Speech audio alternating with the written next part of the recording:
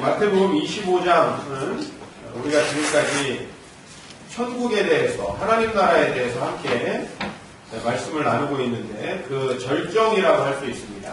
마태복음 25장에는 천국 비유가 세 가지가 나와요. 우리가 보통 천국 비유하면 마태복음 13장을 떠올립니다. 그런데 사실은 이 천국 비유의 절정은 13장이 아니라 25장이다.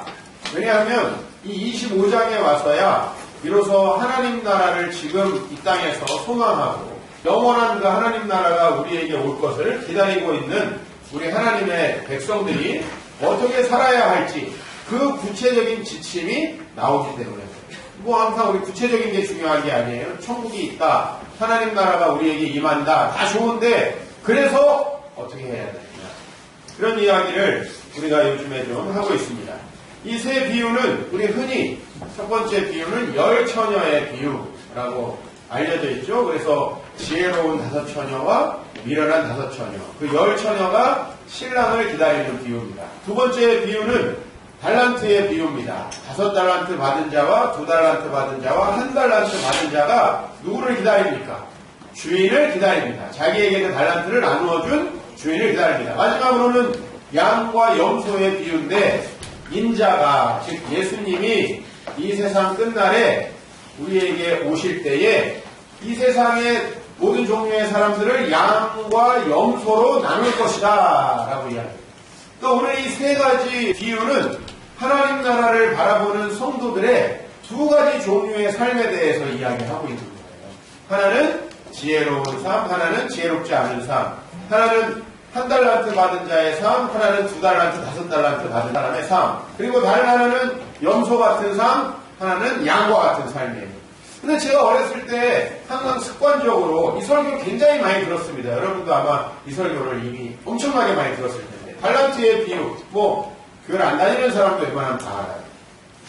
그런데 이 비유들을 들으면서 항상 그렇게 생각을 했죠. 야, 그거 1달란트 받은 놈은 그걸 왜 땅에 묻어놔, 그거를. 그걸 아주 열심히 살아야지. 이렇게 생각했고, 아니, 이 처녀들이 왜 이렇게 미련하냐. 기름을 좀 많이 준비하지. 이렇게 미련합니다. 그래서 그런 각도로서 주로 이 설교를 들었던 기억이 나요. 그런데, 이 설교는 그렇게 우리가 어느 한편에 서서 다른 한편에 있는 사람들을 비판하라고 주어진 말씀이 아니고 우리가 하나님의 나라의 백성으로서 하나님의 나라를 기다리는 태도를 점검하라고 하는 거예요. 우리가 종종 궁금한 게 뭐예요? 내가 수능 시험을 보고 내가 어디에 직장에서 취업 시험을 볼 때에 준비하고 있을 때 우리의 궁금한 점은 뭐예요? 내가 과연 잘 준비하고 있는가? 내가 과연 잘 준비하고 있는가? 여러분 인생을 살아가면서 종종 그 생각을 하지 않습니까? 나는 지금 잘 살고 있는가? 아니 여러분 열심히 살았는데 나중에 불합격. 그렇죠? 이렇게 하면 어떻게 해요? 그래서 하나님은 우리에게 나중에 어떻게 우리를 평가하실 것인지 얘기하고 있어요. 이 세 가지의 비유의 공통점은 다 누군가를 기다린다는 거예요.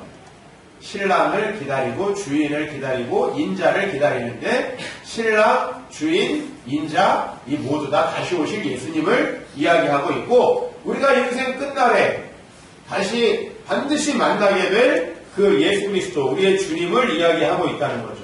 그렇다면 이 말씀들이 우리에게 뭘 보여줍니까? 바로 하나님의 백성들의 인생은 하나님 나라의 관점으로 평가될 것이라고 하는 것입니다. 여러분들이 이 세상에서 얼마나 성공하고 잘되고 얼마나 물질적으로 부유하고 또 여러분을 잘 관리하느냐 하는 건 다 중요한데요. 중요한 것은 그래서 우리의 인생의 결과물이 무엇이 남았느냐라고 하는 건데 그 인생의 결과를 하나님께서 무엇을 가지고 어떻게 평가하느냐 하는 것을 우리가 오늘 본문을 통해 살펴볼 수 있습니다. 오늘 본문의 14절 말씀을 보면 또 어떤 사람이 타국에 갈 때 이렇게 나오는데 사실 그 1절에는요 천국은 마치라고 시작을 해요. 이 25장이.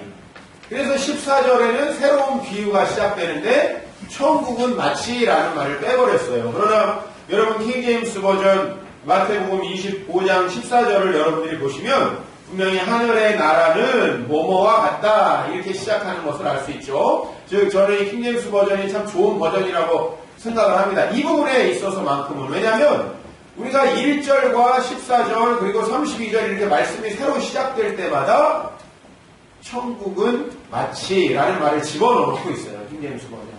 그러니까는 이것은 헬라어 번역을 아주 충실하게 직역한 번역은 아니지만 우리가 세 비유가 모두 다 하나님 나라를 기다리는 사람에 대해서 쓴 것이다 라고 하는 것을 우리에게 잘 보여주고 있다라는 거예요. 마치 이 땅을 살아가는 저와 여러분은 어떤 주인에게 많은 소유를 나눠받은 사람이라는 거죠. 우리가 하나님이 없다면 지금 내 소유, 내 시간 다 이거는 누구 거예요? 내 거죠? 그러니까 여러분은 이 시간에 하나님 앞에 예배 드려주고 계신 거예요. 내가 시간을 아까운 시간을 내가지고 하나님 앞에 예배 드려주고 계신 거고 오늘 여러분이 준비한 예물은 다 여러분의 거라서 엄청 피 같은 돈인데 하나님을 위해서 약간 적선을 하시는 거예요. 그러나 우리가 하나님의 백성으로서 하나님의 말씀을 다시 본다면 그 시각은 전적으로 달라집니다. 우리에게 주어진 모든 것들이 주인이 우리에게 맡겨둔 주인의 소유라고 하는 것이 오늘 성경의 주장입니다. 주인의 소유다. 그래서 어떤 사람이 타국에 갈 때 그 종들을 불러서 자기의 소유를 맡긴 것과 같다라고 얘기하죠. 자기의 소유. 우리가 가진 모든 것이 하나님의 소유라는 것입니다. 그 주님이 우리에게 맡기셨다. 그래서 저와 여러분이 오늘 예배드리는 것이 하나님 앞에 더 많은 것을 해야 되는데도 불구하고 이거밖에 하지 못한 안타까운 자의 고백이어야 하고 우리가 하나님 앞에 아무리 많은 것을 드려도 하나님이 주신 것을 다 갚을 수 없는 그런 자의 고백이어야 한다는 것이죠. 우리의 삶은 달란트를 우리에게 맡긴 주인을 기다리는 종과 같은 삶이다. 그렇다면 나중에 우리를 누가 반드시 평가한다는 거예요. 우리는 이 땅에 우연히 던져져가지고 어쩔 수 없이 살아가는 그런 존재는 아니란 말이에요. 하나님께서 분명한 목적을 가지시고 이 땅에 자기 소유를 풍성하게 주셔서 보낸 사람인 줄 믿으시기 바랍니다. 우리는 주인의 소유를 나눠 맡음으로 많은 걸 갖게 됐어요. 흔히 우리 달란트에 비유하면은 우리 무슨 비유를 생각했어요? 나는 찬양의 은사가 있는데 이걸 교회에서 사용해야 되는데 뭐 보통 이 정도. 그 다음에 나는 좀 다른 사람을 섬기는 그런 은사가 있는데 이런 걸 교회에 어떻게 사용할까 뭐 이 정도로 생각하지만 사실 우리가 가진 모든 것 사실 우리의 존재, 우리의 생명, 우리의 건강, 우리의 젊음 나아가서는 우리의 직장과 우리의 관계와 우리의 가족과 우리의 시간과 물질 우리에게서 파송되는 우리에게 주어지는 모든 것을 성경은 달란트라고 이야기하고 있습니다. 우리에게 주어진 모든 것 사실 우리는 그것을 소유하게 된 것이 아니라 관리하게 된 것이죠. 하나님께서 그것을 왜 여러분들에게 맡기셨습니까? 이제 그게 중요한 거예요. 왜? 여러분들 주님이 다시 오셔서 여러분을 평가하실 것을 믿으십니까? 여러분이 히브리서 9장 27절 말씀처럼 우리 반드시 한 번 죽는 것은 사람에게 정한 것이고 그 후에 우리를 향한 판단의 시간이 있다는 걸 믿으십니까? 그렇다면 우리에게 그 소유를 주신 분이 그것을 우리가 어떻게 사용하였는지를 기준으로 평가하고 계신다는 거라. 내 나름대로 양심껏 이 정도 살면 됐지라고 하는 것을 위해서 여러분들에게 그것을 맡긴 게 아니라 따라하십시다. 하나님 나라를 확장하기 위해서. 하나님 나라를 확장하기 위해서 저와 여러분들에게 지금 여러분이 가지고 있는 모든 것을 주셨다는 것을 믿으시기 바랍니다.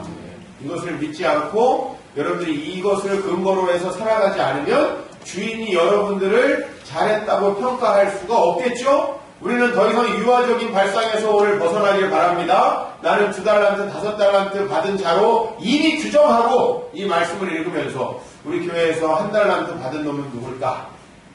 내지는 내 인생은 지금 충분히 하나님 앞에 수고하고 있다고 생각하고 나보다 더 못한 사람들 이런 사람들을 예로 들면서 혹시 만족하고 있지 않아요? 하나님 나라 확장되면 어떤 좋은 점이 있습니까? 첫 번째는 저와 여러분들이 복을 받습니다. 하나님 나라는 분명히 축복으로 우리에게 옵니다. 하나님 나라가 우리에게 오면 우리 인생이 망하는 게 아니에요. 하나님의 인생은 우리의 모든 결핍된 것들을 채워주는 것이다 라고 말씀드렸어요. 하나님은 여러분들을 복주심을 믿으시기 바랍니다. 그리고 하나님은 우리를 통해서 세상을 복주십니다. 여러분 지난주에 우리가 VIP를 정했어요. 우리가 그 VIP를 주님 전에 데리고 와서 그 VIP들에게 하나님 나라의 복음을 가르치면 그들이 망할 거라서 데리고 옵니까? 아, 나 혼자 망하기 그러니까 너도 같이 망하자? 그래서 데리고 왔습니까? 그게 아니라 우리는 그 사람들에게 하나님의 복음이 주어질 때 그 사람들이 엄청나게 복을 받을 거라고 믿습니다.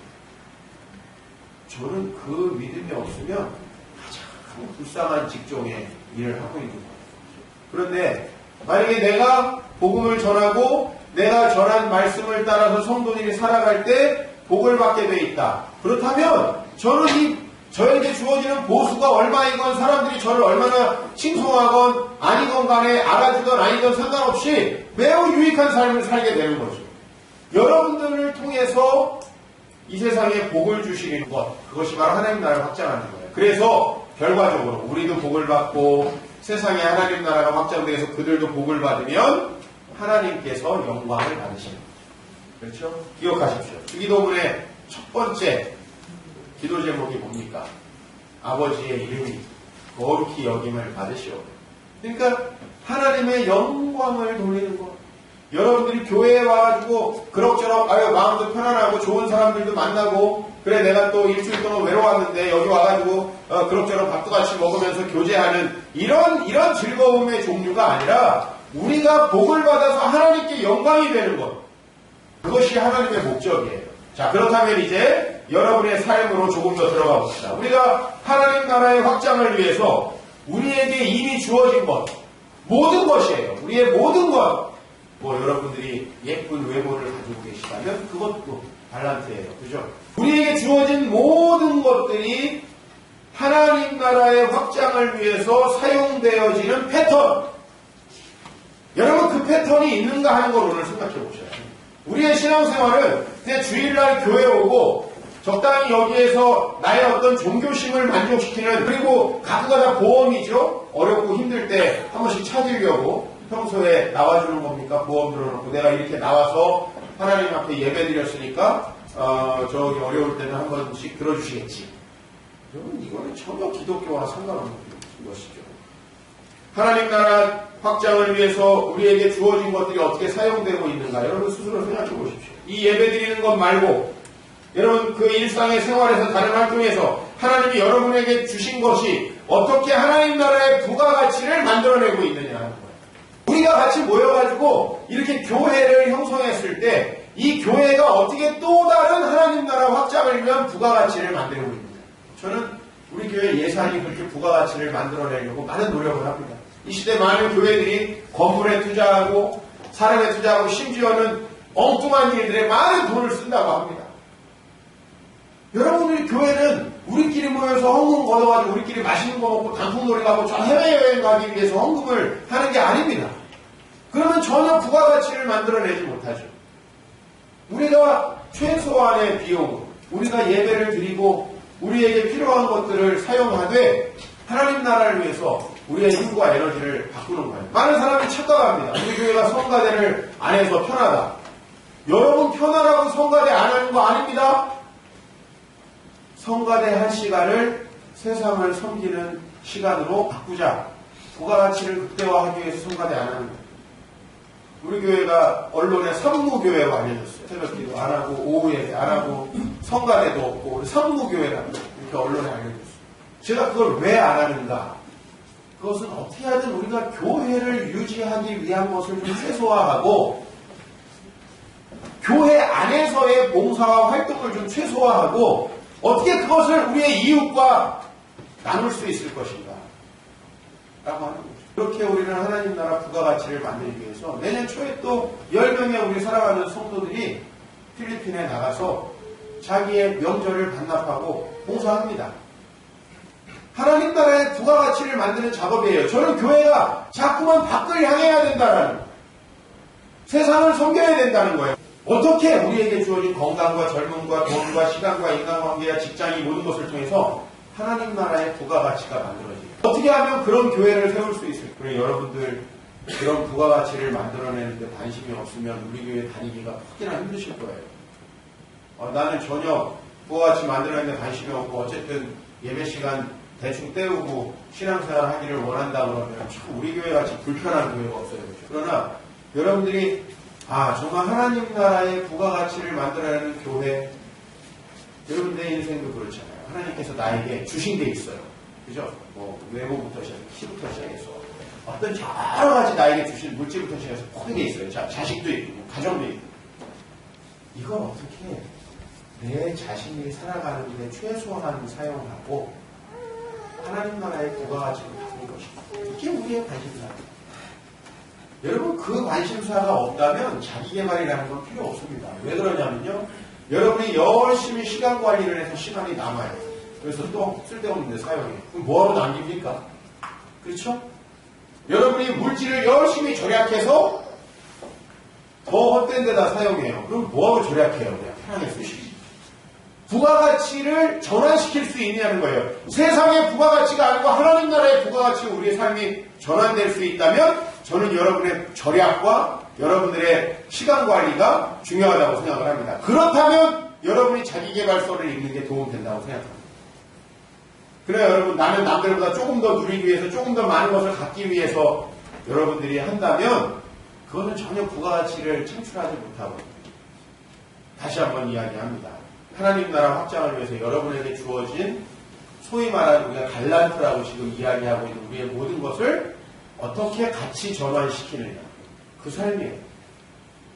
자, 25장 우리 말씀을 보면 이렇게 되어 있어요. 5달란트 받은 자는, 따라합시다. 바로 가서 그것으로 장사하여 또 5달란트를 남기고, 자, 그 다음에 2달란트 받은 자도 이렇게 되어 있어요. 그같이 하여 또 2달란트를 남겼을 때. 그러니까 이 사람들이 한 일은 뭐예요?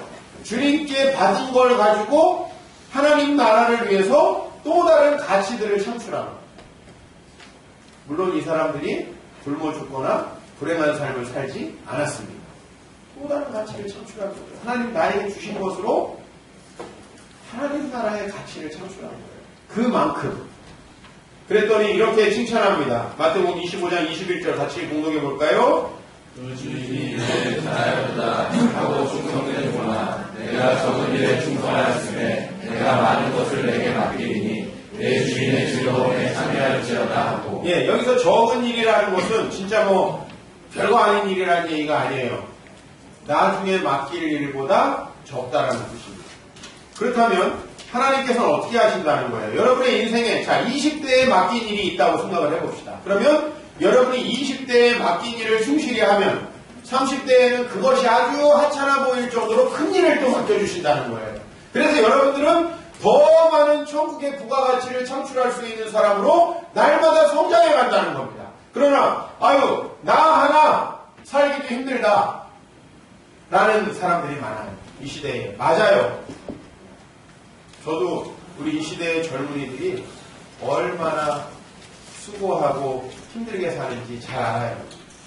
그런데 그렇게 함으로 여러분의 모든 에너지를 여러분이 살아가는 데 다 써버리면 그것은 뭐와 똑같으냐? 그 다음 말씀 우리 읽어봅니다. 로마서 8장 말씀 넘어가서 마태복음 25장 18절. 자, 한 달란트 받은 자의 잘못은 무엇인가? 같이 읽어봅니다. 시작. 한 달란트 받은 자는 가서 땅을 파고 그 주인의 돈을 감추어 두었더니. 제가 오늘 이렇게 여러분에게 좀 물어보고 싶어요. 이 한 달란트 받은 자가 무슨 잘못을 했습니까? 돈을 횡령했습니까? 살인했습니까? 어떤 도둑질을 했습니까? 뭘 했습니까? 이 사람이 간음을 했습니까? 성추행을 했습니까? 난 이 시대에 많은 목회자들이 성추행한 목사, 또 논문 표절한 목사, 무슨 목사 있으니까 자기가 논문 표절만 안 하고 성추행만 안 하면 대단히 좋은 목사인 줄 알더라고요. 여러분, 학교에서 애들이 태양 맞으니까 난 태양만 안 맞으면 훌륭한 학생입니까? 그거 아니잖아요. 근데 여기 한 달란트 받은 자의 잘못은 뭐냐면요, 도덕적으로 지탄을 받을 만한 일을 한 것이 아닙니다. 뭐 한 거죠? 주인이 맡긴 것을 사용해서 또 다른 부가가치를 만들어내지 않고 그냥 본인의 삶만 살아간 거예요. 본인의 필요한 만큼만 벌어서 쓰고 본인이 살아가는데 필요한 사람만 만나고 본인에게 주어진 관계들을 본인의 필요에만 이용한 거예요. 어떤 하나님 나라의 가치를 창출하지 않은 거예요. 땅을 파서 그 주인의 돈을 감추어 두었더니, 여러분 이 세상에요, 우리나라에도 마찬가지예요. 살인하지 않은 그리스도인 많아요. 간음하지 않은 그리스도인 많아요. 도둑질하지 않은 그리스도인 많아요. 어제 잡힌 사람처럼 토막살인 안 한 그리스도인 많아요. 뭐 어떤 여자처럼 세상에 갑질하면서 비행기를 세우지 않는 그런 사람은 많아요. 그런 그리스도인들은. 그러나 하나님이 주신 것을 잘 사용하지 않는 그리스도인이 너무나 많습니다. 전혀 가치를 창출하지 않으면서 본인들이 주일날 교회에 오고 적절하게 신앙생활을 한다고 아주 만족하고 있습니다. 누가 만들어준 신앙인지 모르지만 아마 우리 선배 목사님들이 주일 성수와 술, 담배 요거 많이 강조하다 보니까 주일 성수하고 새벽 기도 하나 더 있네요. 주일 성수하고 새벽 기도하고 술, 담배 안 하면 대단히 훌륭한 성도인 줄 아는 거예요. 여러분 우리의 목적은 뭔가 안 하는 게 아닙니다. 물론 여러분이 하나님 앞에 은혜 받고 신앙생활을 잘 하게 되면 대체로 주일 성수 잘하게 되고요. 또 기도회도 나오게 되고요. 술, 담배 안 하게 되더라고요. 근데 그게 우리의 궁극적인 목적이 아니라는 거예요. 근데 중요한 것은 우리가 큰 도덕적인 잘못을 하지 않으면 그럭저럭 괜찮은 사람이라고 생각을 하는 데 있고, 더 문제가 뭐예요? 우리가 큰 도덕적인 잘못을 하지 않는 한 자신이 잘못 살고 있다는 자체를 인정하지 않습니다. 여러분 이런 정도의 신앙생활을 하면서 어차피 우리가 부가가치를 창출하지 못한다면 이건 제가 여러분을 책망하는 게 아니고 하나님께서 조국에 여러분을 심판할 때 뭐라고 심판하냐. 저는 오늘 그 말씀을 여러분께 드리고 싶어요. 우리가 도덕적으로 큰 잘못을 하지 않는 한 난 잘못 사는 것이 아니다. 이게 아니고 한 달란트 받은 자의 진짜 문제는 뭐냐. 땅을 파고 주인의 돈을 묻어놓은 것에 있다. 성경이 분명히 얘기하고 있습니다.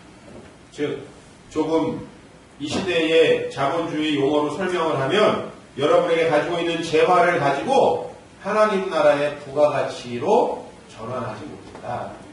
요즘에 그렇지 못한 성도들이 너무나 많아요.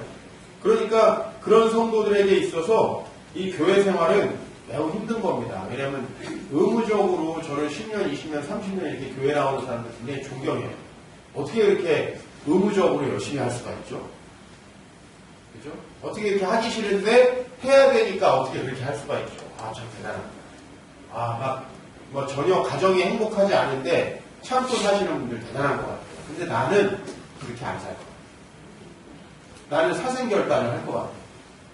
정말 주님 앞에서 정말 하나님 나라의 부가가치를 만드는 행복한 삶을 살든지 아니면은 그게 아니면 뭔가 몸부림을 쳐볼 것 같아요. 세상에서 뭔가 몸부림을 쳐볼 것 같아요. 여러분이 살아가는 세상을 좀 알기를 바랍니다. 어떤 방식으로 이 세상이 여러분이 가지고 있는 달란트, 즉 자본주의적 용어로 여러분이 가지고 있는 재화들을 하나님 나라 가치로 전환하지 못하게 만드는가. 그래서 책을 좀 소개하려고 합니다. 얼마나 세상이 악독하게 여러분의 달란트를 빼앗아 허비하게 만드는가. 마크 린드스트롬이라는 사람이 있습니다. 마크 린드스트롬. 누가 내 지갑을 조종하는가라는 책이 있습니다. 이 책에 보면 이 사람은 얼마나 이 자본주의 사회에 많은 브랜드들이 얼마나 나에게 있어서 많은 것들을 소비하게 만드는가를 절감하고 브랜드 해독 작업을 해요. 여러분 간 해독 이런 얘기 들어보셨죠? 간 해독하면 인터넷에 올리브 기름 넣고 먹어봐도 간 해독하는 방법이 나와요. 이런 식으로. 또 여러분 노름 중독된 사람, 알코올 중독된 사람 해독 프로그램이 있죠? 그렇죠? 성중독 이런 거 다 치료 프로그램이 있어요. 근데 이 사람은 브랜드 해독 프로그램을 이제 자기에게 실행하기 시작해요. 그래서 나는 어떤 브랜드 제품도 사지 않겠다. 구입하지 않겠다. 1년 동안 결심을 하고 이제 그걸 지켜나갑니다. 이 사람이 돈이 없어서 그러는 건 아닙니다. 아주 저명한 사람이고 돈이 많은 사람입니다. 근데 6개월까지 어떤 브랜드도 구입하지 않는데 성공을 해요. 그러다가 이 사람이 키프로스라고 이제 지중해에 있는 우리가 성경에서 구브로라고 말하는 나라가 있죠. 그 키프로스라는 나라에 강의를 하러 가게 됩니다. 그 강의를 하러 갔는데 그 공항에 도착해가지고 공항에서 여러 가지 일을 보다가 너무나 많이 땀을 흘려가지고 와이셔츠가 흠뻑 젖게 돼요. 그래서 도저히 땀 냄새가 나가지고 이 와이셔츠를 갈아입지 않으면 안 되는 상황이 된 거예요. 그래가지고 그 공항에서 이제 브랜드 제품을 하나 구입을 하게 돼요. 그리고 이 사람이 그 이후에 어떤 현상을 보이기 시작했냐면 마치 그 금단 현상이 나타났다가 한번 고삐가 풀리면 더 그것에 집착하게 되는 것처럼 이 사람이 이태리를 여행하면서 엄청난 소비를 하게 돼요. 그동안에 6개월 동안 사지 않았던 그런 여러 가지 고가의 브랜드의 제품들을 다 사들이게 돼요. 그런 자신의 모습을 보면 너무 절망에 빠져요, 이 사람. 그래서 무엇이 도대체 지갑을 조종하는가를 폭로하는 연구를 본격적으로 하기 시작합니다. 그게 이제 이 책에 나옵니다. 결국 이 책의 결론은 이렇습니다. 무엇이 지갑을 조종하는가? 세상의 심리학 연구소에다가 가장 많은 돈을 지불하는 건 기업의 마케팅 부서입니다. 기업의 마케팅 부서는 어떻게 해야 우리가 지갑을 여는지에 대해서 연구를 해요. 심리학적으로. 그래서 5가지 이상의 여러 키워드를 우리에게 주는데 이 세상은 무엇을 이용해서 우리의 지갑을 조종하는가? 먼저 첫 번째로 공포를 이용해서 우리의 지갑을 조종한다. 이걸 먹어야 병에 안 걸린다. 지금 이것을 대비해 놓지 않으면 앞으로 큰일이 일어날지 모른다. 이런 공포. 그 다음에 불안이에요. 불안. 좀 더 안전하고 좀 더 나은 먹거리를 위해서 이런 걸 먹어야 된다. 이렇게 소비해야 된다. 이런 제품을 구입해야 된다. 해서 우리의 지갑을 조종하고 있다는 것입니다. 또 성을 통해서 우리의 지갑을 조종한다는 거예요. 이것을 해야 더 매력적으로 보이고 이것을 해야 이성에게 더 아름다운 모습으로 다가갈 수 있다. 이 성이라는 주제를 통해서 그 다음에 세 번째는 유명인이에요. 유명인이라는 키워드예요. 유명인들이 이걸 사용하니까 나도 사용해야 있어 보이고 그 사람과 동일시 될 수 있다라고 하는 마음을 부추겨서 그 다음에 향수. 우리 작년에 음사 열풍이 있었죠. 음사 열풍. 향수를 자극해서 사람들의 지갑을 조종한다. 이런 사실들을 밝혀내게 됩니다. 이 책의 마지막 부분에 뭐가 나오냐면 모겐슨 가족 프로젝트라는 게 소개돼요. 이 모겐슨이라는 사람은 중산층 이상의 부유한 사람이고 아주 파티를 좋아하면서 많은 사람과 사교적으로 지내는 사람인데 이 사람에게 이 연구팀에서 프로젝트를 하나 주는 거예요. 한 달 동안 계속 파티를 열어서 많은 사람을 초대하고 거기서 아주 의도되지 않은 것처럼 당신이 여러 가지 고가의 브랜드와 이런 상품들을 자랑하라. 이런 프로젝트를 줘요. 비용을 대줍니다. 이 모겐슨이라는 사람이 파티를 열고 많은 사람을 초대해서 자기의 것들을 자랑한 결과 엄청나게 많은 사람들이 지갑을 연다라는 사실을 알게 됩니다. 이 모겐슨 가족 프로젝트를 통해서 바로 기업들이 사용하고 있는 전략적인 입소문의 그 비밀을 들추어내려고 해요. 왜 우리는 열심히 물질을 절약하고 카드 포인트 1포인트라도 아끼려고 하고 또 어디에서 세일한다 그러면 먼 거리까지 가고 뭐 블랙 프라이데이를 위해서 외국으로까지 우리는 여행하면서 쇼핑하려는 사람들을 많이 발견합니다. 그런데 과연 그런 사람들이 물질을 잘 사용하느냐? 그렇지 않습니다. 우리는 여기서 아껴서 저기에 땜빵하고 저기서 아껴서 여기에 땜빵해요. 하나님 나라의 가치는 전혀 여기서 창출되지 않습니다. 마크 리드 스트롬의 책을 제가 보면서 이렇게 제가 결론을 내렸어요. 우리가 하나님이 우리의 지갑을 조정하셔야 됩니다. 하나님이 우리의 물질의 주인이신데 그 하나님 나라의 가치관으로 바뀌지 않으면 이 세상 사람들의 결국은 그 가치관에 놀아나서 결국은 우리가 아무리 많이 벌어도 하나님 나라의 가치로 부가가치를 전환하지 못하는 그런 인생을 살 수밖에 없다. 클라우디아 해먼드라는 사람이 어떻게 시간을 지배할 것인가라는 책을 또 소개해드립니다. 똑같은 상황이라 해도 늘 물리적으로 시간에 쫓기면서 허덕이는 사람이 있고 어떤 사람은 진짜 많은 일을 하는 것 같은데 조금 더 많은 시간이 주어진 것처럼 여유로운 사람이 있다. 클라우디아 해먼드의 책은 이런 전제로 시작을 합니다. 물리적인 시간은 모든 사람에게 똑같은데 왜 어떤 사람들은 늘 허덕이고 늦고 늘 불성실해 보이고 왜 어떤 사람은 늘 성실하고 배려적이고 그리고 자기 시간을 잘 관리하는 것처럼 보이느냐. 클라우디아 회원들은 시간이 부족해서가 아니라고 이야기를 합니다. 사람의 시간이 없는 것처럼 느껴지는 사람은 계속해서 허덕이며 살고 있는 것처럼 느껴지는 사람은 계속해서 여유를 갖고 산다는 거예요. 실제적인 물리적인 시간이 부족해서가 절대 아니라는 겁니다. 저도 동의해요. 근데 시간이 왜 다르게 느껴지느냐. 몇 가지 요소들을 이 책에서 제시하는데 그것은 첫 번째로 우리가 시간을 어떻게 기억하느냐. 그리고 우리가 얼마나 집중해서 시간들을 사용하느냐. 그리고 우리가 얼마나 우리의 시간과 우리의 삶의 감정을 투여하느냐. 그리고 어떻게 시간을 잘 공간적으로 배치해서 사용하느냐에 따라서 시간의 흐름이 전혀 다르게 느껴진다. 그래서 어떤 사람은 늘 시간을 좀 더 땡겨서 잘 사용하고 약속 시간에도 일찍 나가고 항상 다른 사람들에게 뒤에 일 때문에 쫓겨가지고 대충대충 사람들을 만나고 넘어가지 않는다는 거예요. 여유있게 그 다음 일들을 또 수행한다는 것이죠. 여러분 대부분의 자기계발서, 제가 오늘 설교를 하기 위해서 이 시간에 관련된 자기계발서를 쭉 찾아봤어요. 수십 수백 권이 있습니다. 그런데 중요한 건 이 대부분의 자기계발서는 시간을 어떻게 효율적으로 사용할 수 있는지에 집중되어 있어요. 시간을 효율적으로 사용하는 거 중요합니다. 시간을 효율적으로 사용하려면 저 같은 경우에는 그래요. 시간을 집중력 있게 사용할 수 있도록 저는 시간을 쪼갭니다. 이렇게 한 가지 일을 아주 데드라인을 멀리 해서 저는 일하지 않습니다. 당장 2시간, 3시간 안에 어떤 일을 해야 된다는 데드라인을 저는 선명하게 줘요. 이게 저의 방법이에요. 저의 방법. 이건 설교 내용이 아니니까 기억 안 하셔도 됩니다. 그리고 또 허비되는 시간을 어떻게 사용할까에 대해서 부지런히 생각합니다. 중간중간에 생기는 허비되는 시간, 이를테면 내가 누구를 만나러 갔는데 그 사람이 늦을 가능성은 항상 있죠.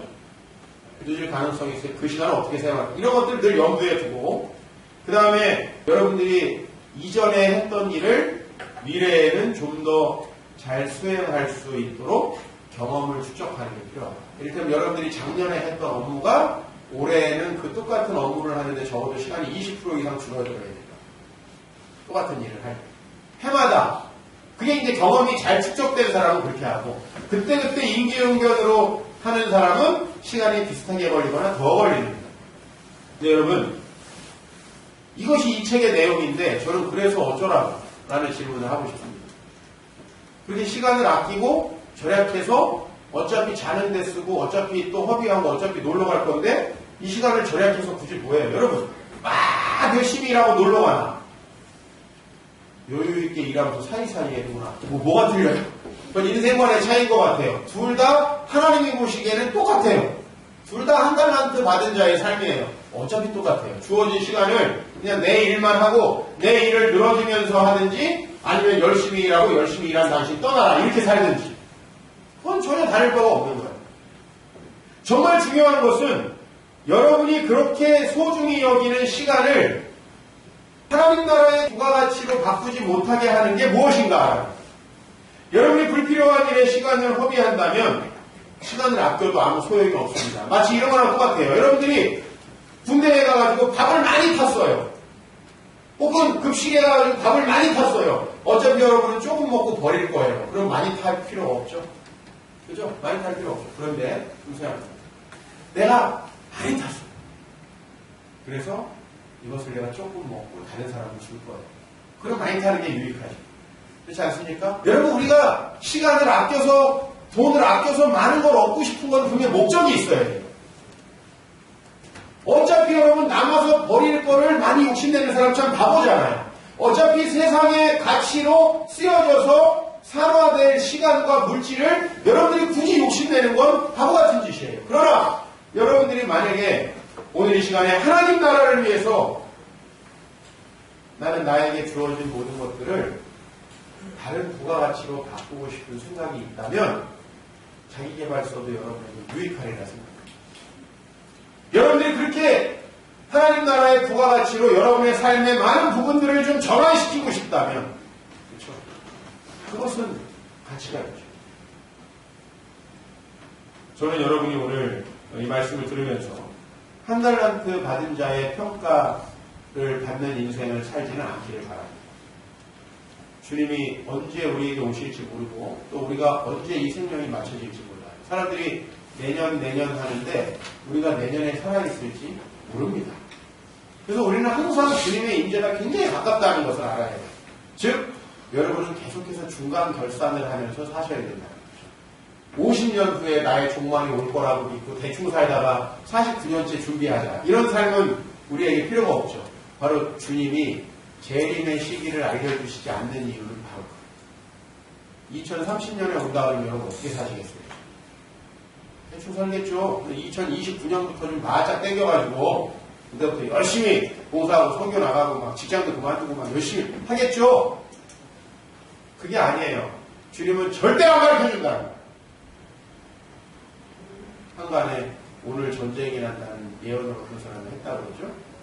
그런 예언을 퍼다 나르거나 관심을 갖는 자체가 웃기는 것 같아요. 하나님은 우리가 어떤 이벤트, 어떤 날, 어떤 특별한 날을 기점으로 살아가라고 얘기하지 않고 있어요. 우리는 매일매일이 다시 오실 주님을 기다리는 삶입니다.